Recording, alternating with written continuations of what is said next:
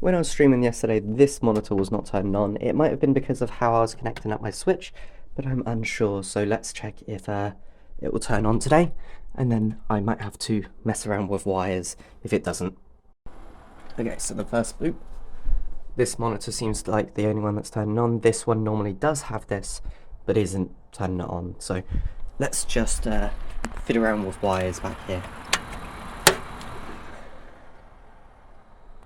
Okay, so I've just unplugged all of them, plugged it back in. This one seemed to have done something, as it says HDMI. If I enter into and log it in, this monitor's working. Great, that's fixed it. Cool. All good. Now I can work on some stuff. Yep. Off to my appointment, but it's the case that it's raining really bad to the point that I'm not sure if I'm going to be able to get back if it keeps on going like this. Well, that sucked. That's not good news.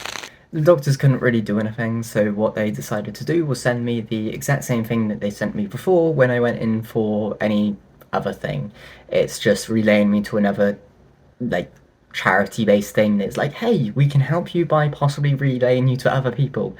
I went through them before, and all they did was they turned around and they just went, hey, we're gonna, like... When I originally used the other service that they're trying to push me off to, they just went, hey, we can put you in like a therapy-like thing, but with other people in the same room. It's not a one-to-one session, it's always a peer-based thing. And even if I was around other trans people and stuff like that, and that could help in any form of way, that's cool, but it's not the sort of thing that I enjoy, it's not the sort of thing that I like, it's not the sort of thing that helps.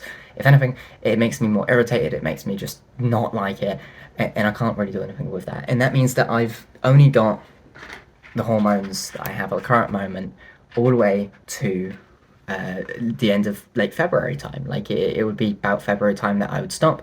I would then have a month without them, and then that means that I have to then try and rather find a new lot of medication or just wait till my appointment in April time to be able to, of course, possibly be able to get hormones again. And as the doctor mentioned to me, it's not guaranteed that my first appointment is going to give me anything to do with hormones. They're just going to sit there, talk to me, probably go through a few like questions and make sure that my mental health's okay.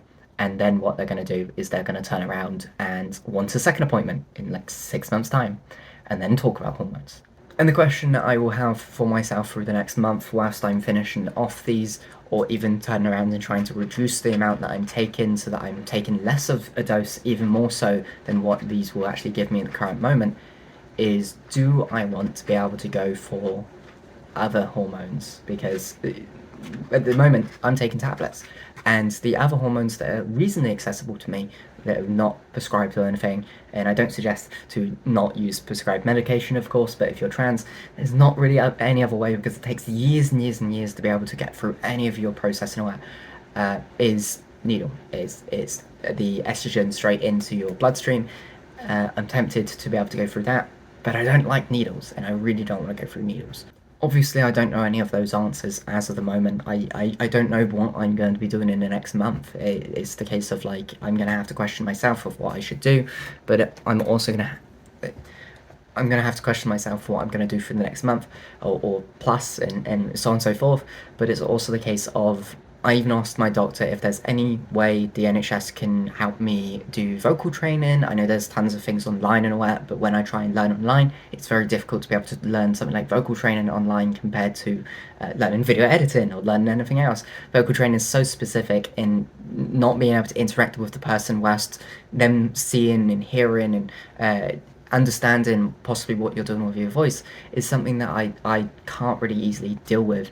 And the major thing that I've noticed over time is when people have the voice that they're supposed to have, and have the voice that sounds really good for them, fits what they're trying to present, and things like that, is really helpful to be able to, not only for them to be able to feel like they're self, but it's also the case of other people, because at the moment, say for instance, I'm speaking away, you won't perceive me as what I perceive myself, and you'll perceive me a little bit more feminine if I had a more feminine voice, and that's the thing that I want to go to. I'm gonna try and do something today to cheer myself up because I need something to cheer myself up. So I'm gonna go play some games and cheer myself up by messing around and doing some stuff. Do have some things up my sleeve for the next couple of weeks. So if you want to come check them out, maybe come check in occasionally or every single day if you really want to. Um, Sorry about this depressing news. Very depressing. But yeah, I'll see you next time. Bye.